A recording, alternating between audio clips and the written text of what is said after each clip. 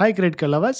భయ్యా నాకు ఈరోజు పొద్దున్నే స్టేట్ బ్యాంక్ ఆఫ్ ఇండియా యొక్క SBI cash back credit card delivery అవ్వడం జరిగింది. సో, బ్లూ డార్ట్ ద్వారా మనకి ఇది డెలివరీ అయితే అయింది భయ్యా. మరి ఈ కార్డ్ ఎలా యాక్టివేట్ చేసుకోవాలనేది ఈ వీడియోలో మీకు డీటెయిల్‌గా చెప్తాను. అలాగే ఈ క్రెడిట్ కార్డ్ జర్నీ ఎలా స్టార్ట్ అయిందో కూడా మీకు చెప్తాను. సో, కొద్దిగా డిఫరెంట్‌గా అయితే అనిపిస్తూ ఉంటుంది. ఎందుకంటే నేను ఇంతకుముందు అప్లై చేసినట్టు అన్ని క్రెడిట్ కార్డ్స్‌కి ఈ క్రెడిట్ కార్డ్ నాకు డిఫరెంట్‌గా అయితే అప్లై అవ్వడం జరిగింది. అలాగే లిమిట్ కూడా డిఫరెంట్‌గా నాకు ఇచ్చారు భయ్యా. సో, అదేంటనేది మీకు చెప్తాను. అలాగే నేను ఒక చిన్న మిస్టేక్ కూడా చేశాను ఈ క్రెడిట్ కార్డ్ లిమిట్‌కి సంబంధించి. సో, అదేంటనేది మీకు చెప్తాను.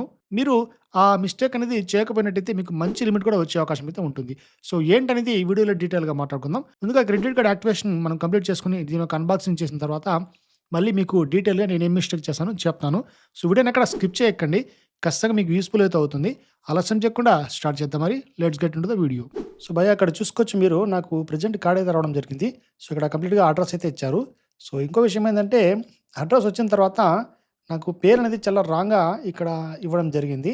సో, నా పేరు పఠాన్ నూర్ బాషా అనుకున్నట్టయితే పఠాన్ నూర్ పి అని చెప్పి ఇచ్చారు. బట్ అది ఎందుకు మిస్టేక్ అయిందో నాకు అర్థం కాలేదు. మరి చూద్దాం కార్డ్‌లో ఎలా ఉందని చెప్పి. నేనైతే ఈ విధంగా నాకు కార్డ్ పైన రాలేదు. ఎగ్జాక్ట్‌గా నా పేరు వచ్చింది అనుకుంటున్నాను. మరి చూస్తే గాని అర్థం కాదు. నేను ఇంకా కార్డ్ ఓపెన్ చేయలేదు. సో, బ్యాక్ సైడ్ చూసామంటే ఈ విధంగా సీల్డ్ కవర్ అయితే ఇవ్వడం జరిగింది. So, fake SMS, emails, calls అన్నీ కూడా మనకి రావని చెప్పి చెప్తున్నారు వీళ్ళు. మరి ముందుగా ఈ సీల్ అయితే మనం ఓపెన్ చేసి చూద్దాం. సో, ప్యాకేజ్ అయితే చాలా స్ట్రాంగ్‌గా ఉంది. సో, తీయడానికి చాలా కష్టపడాల్సొచ్చింది. ఏంటో మరి. ఇక లోపల చూసామంటే అడ్రెస్ ఇవ్వడం జరిగింది. అలాగే ఇక్కడ లిమిట్ చూసారా? కేవలం 20,000 అయితే ప్రొవైడ్ చేశారు. ఇదైతే నాకు షాకింగ్ అని చెప్పుకోవచ్చు. సో, ఇలా ఎందుకు నాకు ప్రొవైడ్ చేశారని కూడా మీకు చెప్తాను. ఇక వోచర్ ఇచ్చారు. జస్ట్ 2 వోచర్లు ఇచ్చారు. పక్కన పెడదాం.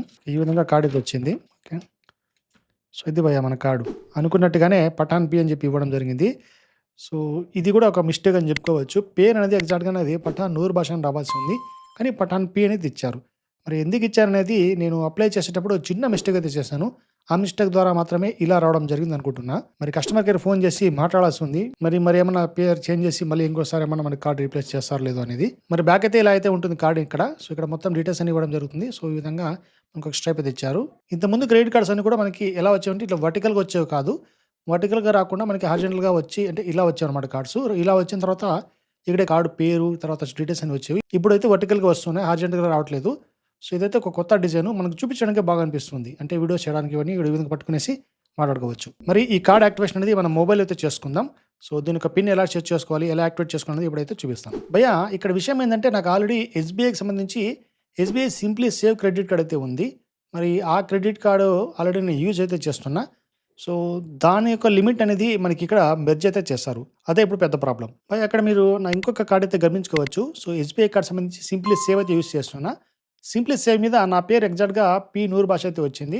కానీ దాని మీద అయితే రాలేదు. ఇప్పుడు చెప్పా కదా ఇంతకుముందు కార్డ్స్ అన్ని కూడా మనకి ఈ విధంగా హారిజాంటల్‌గా వచ్చేవి. ఇప్పుడు ఈ విధంగా వర్టికల్‌గా అయితే మనకి ఇస్తున్నారు. సో, ఇప్పుడు 2 కార్డ్స్ అయితే మనకు ఉన్నాయి. ఇదే నాకు పెద్ద ప్రాబ్లమ్‌గా అనిపించింది భయ్యా. ఇక్కడ విషయం ఏందంటే ఎస్‌బీఐ కార్డ్ అప్లికేషన్ ఓపెన్ చేసుకొని మనం కార్డ్ యాక్టివేషన్ ప్రాసెస్ చూపిద్దాం. భయ్యా మనం SBI card application already open చేశామంటే ఇలా అయితే మనకి లిమిట్ కనబడుతుంది. సో, ఎస్‌బీఐ సింప్లీ సేవ్ ఇక్కడ కార్డ్ నాది. దీంట్లో నాకు 80,000 లిమిట్ అయితే కనబడుతుంది. సో, ఇక్కడ విషయం ఏందంటే రీసెంట్‌గానే మనకి SBI simply save credit card first నాకు వచ్చినది 70,000 లిమిట్‌తో వచ్చింది. ఈ 70,000ని మళ్ళీ మనకు రీసెంట్‌గా మనకి క్రెడిట్ లిమిట్ ఇంక్రీజ్ ఆఫర్ అయితే రావడం జరిగింది. సో, దాంట్లో 28,000 పెంచారు. అంటే 98,000 లిమిట్ అయితే చేశారు భయ్యా. కానీ ఇక్కడ మీరు గమనించారంటే కేవలం 80,000 కనబడుతుంది. సో, దీనికి మెయిన్ రీజన్ ఏంటంటే ఈ ఎస్‌బీఐ యొక్క cash back credit card. So, cash back credit card apply చేసిన తర్వాత నాకు కార్డ్ అయితే వచ్చింది. సో, ఈ విధంగా స్వైప్ చేయగానే ఆటోమేటిక్‌గా సెకండ్ కార్డ్ ఇక్కడ కనబడుతుంది. Let's get you on board కనబడుతుంది. సో, ఇక్కడ మనం ఫస్ట్‌గా దీన్ని యాక్టివేట్ అయితే చేసుకోవాలి. దీనికోసం గెట్ స్టార్టెడ్ మీద క్లిక్ చేసుకుందాం. క్లిక్ చేయగానే ఆటోమేటిక్‌గా ఈ విధంగా కార్డ్ యొక్క పిన్ సెట్ చేసుకోమని అడుగుతుంది. 4 డిజిట్స్ పిన్ అనేది. సో, ఈ పిన్ మీరు ఎప్పుడు కూడా గుర్తుపెట్టుకోవాల్సి ఉంటుంది. సో, 4 డిజిట్స్ పిన్ అనేది నేను సెట్ చేసుకుంటా. దాని తర్వాత మనం సెట్ పిన్ మీద క్లిక్ చేసుకోవాల్సి ఉంటుంది. మనం ఆల్రెడీ జీమెయిల్ ఐడి ఇచ్చి ఉంటాం కదా! జీమెయిల్ ఐడికి తర్వాత ఫోన్ నెంబర్‌కి ఓటీపీ అయితే వచ్చేస్తుంది. వచ్చిన ఓటీపీని యాస్టీస్‌గా ఇక్కడ ఫిలప్ చేసుకొని ఇక్కడ కన్ఫర్మ్ అయితే చేసుకుందాం. Pin generated. So, SBI card యొక్క పిన్ అనేది ఇప్పుడు సక్సెస్‌ఫుల్‌గా జనరేట్ అయితే అయిపోయింది. ఇక దాని తర్వాత నెక్స్ట్ బటన్ మీద క్లిక్ చేసుకొని దీన్ని యాక్టివేషన్ అయితే చేసుకోవాలి. అంటే ఇప్పుడు మన క్రెడిట్ కార్డ్ యాక్టివేట్ అయితే అయిపోయింది. కానీ దీని ఒక ట్రాన్సాక్షన్ చేసుకోవాలనుకుంటే మీరు ఆన్‌లైన్ ట్రాన్సాక్షన్స్ ఇవన్నీ యాక్టివేట్ అయితే చేసుకోవాలి.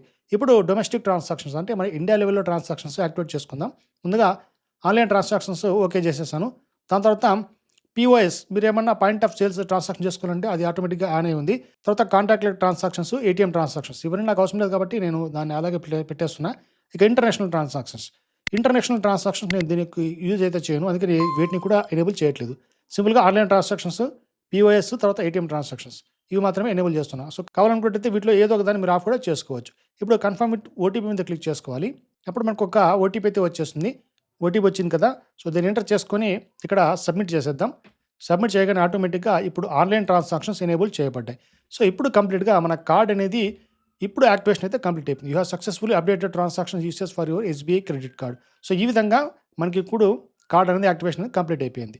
ఇక నెక్స్ట్ బటన్ ప్రెస్ చేస్తామంటే ఆటోమేటిక్గా ఇక్కడ వ్యూ కార్డ్ డీటెయిల్స్ కనబడుతుంది. సో కార్డ్ టైప్ ఇక్కడ చూసుకోవచ్చు, cash back credit card. Card number last చివరి డిజిట్స్ కనబడుతుంది. క్రెడిట్ లిమిట్ అది 20,000. యాన్యువల్ ఫీ అనేది మనకి 999 చార్జెస్ పడుతుంది. సో బిల్లింగ్ సైకిల్ అనేది 18th of every month. So ఈ విధంగా మనం చూసుకోవచ్చు. తర్వాత పేమెంట్ సెట్టింగ్స్ మీద క్లిక్ చేసామంటే so SBI card and website, తర్వాత యూనిపిఐ అప్లికేషన్, ఎన్ఈఎఫ్టీ ఫెసిలిటీ ఉన్నటువంటి దాని ద్వారా, తర్వాత పే వయా యూపీఐ, ఈ విధంగా పేమెంట్స్ అయితే చేసుకోవచ్చు. సో కార్డ్ బెనిఫిట్ మీద క్లిక్ చేస్తామంటే సో 5% క్యాష్ బ్యాక్ అని ఆన్లైన్, 1% క్యాష్ బ్యాక్ అని ఆఫ్లైన్, ఇలా కార్డ్ బెనిఫిట్స్ కనబడతాయి. ఇక ఐ అక్నాలెడ్జ్ మీద క్లిక్ చేద్దాం. ఆటోమేటిక్గా ఇప్పుడు మనకి కార్డ్ సెటప్ అయితే కంప్లీట్ అయిపోయింది. సో ఈ విధంగా you have successfully updated settings for your SBI credit card. ఇప్పుడు మనకి మెసేజ్ కూడా వచ్చేసింది. సో మెసేజ్ చూసినట్టయితే చూడండి, SBI credit card holder, thank you for setting up your online account కనబడుతుంది. సో ఇలా మనం ఏ కార్డ్ వచ్చినా కూడా యాక్టివేషన్ అనేది చేసుకోవచ్చు. ఇంకొక విషయం ఏంటంటే మనం ఈ కార్డ్ యాక్టివేషన్ చేసుకున్నందుకు ఒక మంచి ఆఫర్తో ప్రొవైడ్ చేస్తారు. అదేంటంటే 14 December 2024 లోపల మనం ఒక 1000 రూపీస్ కనుక ఫస్ట్ ట్రాన్సాక్షన్ చేసామంటే 100 రివార్డ్ పాయింట్స్ అనేవి మనకు ప్రొవైడ్ చేస్తారు. సో 100 రూపీస్ క్యాష్ బ్యాక్ అనేది వచ్చేస్తుంది. సో రిమైనింగ్ అని మనం ఏం పెద్ద పట్టించుకోవాల్సిన అవసరం అయితే ఉండదు. సో గో టు హోమ్ మీద క్లిక్ చేద్దాం. ఇప్పుడు మనకి 2 కార్డ్స్ కనబడతాయి, చూసారా? ఇది SBI simply save credit card, ఇది SBI cash back credit card. So ఇక్కడ నేను చేసినటువంటి ఒక చిన్న మిస్టేక్ అనేది మీకు చెప్తాను అయ్యా. అదేంటంటే ఆల్రెడీ మీకు చెప్పా కదా, ఇక్కడ నాకు 98,000 ఎస్బీఐ సింప్లీ సేవ్ కార్డులో లిమిట్ అయితే ప్రొవైడ్ చేస్తారు.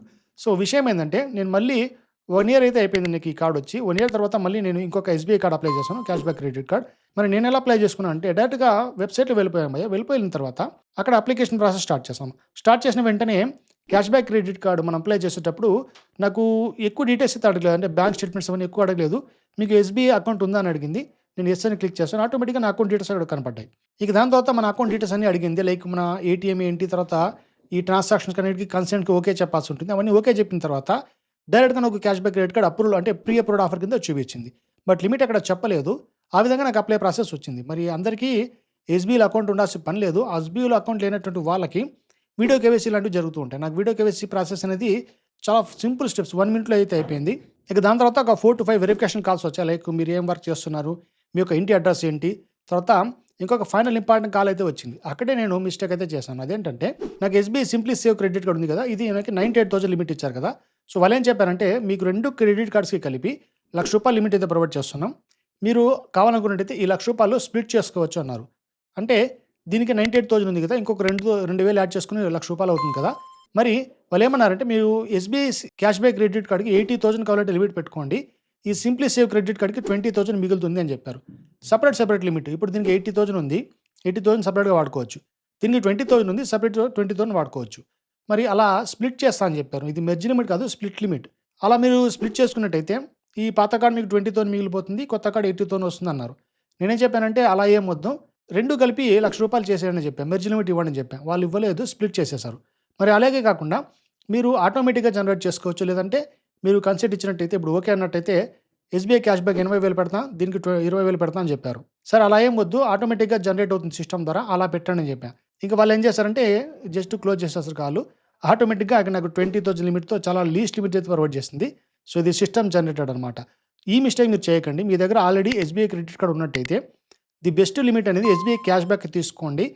తర్వాత వేరే క్రెడిట్ కార్డ్కి తక్కువ లిమిట్తో మీరు పెట్టుకోవాల్సి ఉంటుంది. ఎందుకంటే SBI cash back credit card 5% ట్రాన్సాక్షన్కి మనకి క్యాష్ బ్యాక్ అయితే వస్తుంది కదా, అటువంటి క్యాష్ బ్యాక్ అనేది వేరే కార్డ్స్కి అయితే రాదు. నేనేమనుకున్నానంటే సిస్టమ్ జనరేటెడ్ కదా, ఆటోమేటిక్గా మంచి లిమిటే ప్రొవైడ్ చేస్తుంది అనుకున్నా. బట్ ఇలా అయితే నేను ట్రాప్ అయిపోయా. కాబట్టి ఇలా మీరు చేసుకోకండి. మంచి లిమిట్ కావాలనుకుంటే వాళ్ళు అడుగుతారు, ఖచ్చితంగా మీ పాత యొక్క క్రెడిట్ కార్డులోంచి ది బెస్ట్ లిమిట్ మొత్తాన్ని కట్ చేసుకొని కొత్త క్రెడిట్ కార్డ్కి అప్లై అయితే చేసుకోండి. సో ఇదే అనమాట మిస్టేక్. మరి ఇప్పుడు చూడాలి, మళ్ళీ కస్టమర్కి అయితే నేను కాల్ చేస్తాను, మళ్ళీ స్ప్లిట్ చేయడం అని చెప్పి నాకు SBI simply save credit card మొత్తం క్లోజ్ చేసేసి క్యాష్ బ్యాక్కి ఇవ్వండి అని అడుగుతాను. ఒకవేళ చూద్దాం, వాళ్ళు ఈ 2 లిమిట్స్ కలుపుకుని నాకు ₹1,00,000 కనుక ఎస్బీఐ క్యాష్ బ్యాక్ ఇచ్చారనుకోండి, క్యాష్ బ్యాక్ క్రెడిట్ కార్డ్ని ఆటోమేటిక్గా పెట్టుకుంటాను. లేదంటే మరి దీన్ని ఇంకోసారి క్లోజ్ చేసుకొని ఇంకోసారి 6 months తర్వాత మళ్ళీ అప్లై చేసుకోవాల్సి వస్తుంది. సో ఇదనమాట భయ్య ప్రాసెస్. ఇప్పుడు మీకు క్లారిటీగా అర్థమైంది అనుకుంటాను. నేను చేసిన మిస్టేక్ ఏంటి, మీరు ఏం చేయకూడదు అనేది. అప్లై ప్రాసెస్ అనేది చాలా సింపుల్గా అయితే ఉంటుంది. డిస్క్రిప్షన్లో లింక్ ప్రొవైడ్ చేస్తాను. ఎస్బీఐ సింప్లీ సేవ్ కావచ్చు, సింప్లీ క్లిక్, అలాగే క్యాష్ బ్యాక్ క్రెడిట్ కార్డ్ది అప్లై చేసుకోండి. చాలా ఈజీ ప్రాసెస్, అప్రూవల్ ఫాస్ట్గా ఇస్తున్నారు. మీరు ఎటువంటి ఇన్కమ్ ప్రూఫ్స్ కూడా సబ్మిట్ చేసే పని కూడా లేదు భయ్య. సో ఇది వాళ్ళ వీడియో. మీకు యూస్ఫుల్ అయిందనుకుంటా. యూస్ఫుల్ అయినట్టయితే లైక్ కూడా మర్చిపోకండి. ఇలాంటి మరిన్ని వీడియోస్ చేస్తుంటారు నా ఛానల్ వెంటనే సబ్స్క్రైబ్ చేసుకోండి. So thanks for watching this video. Have a great day.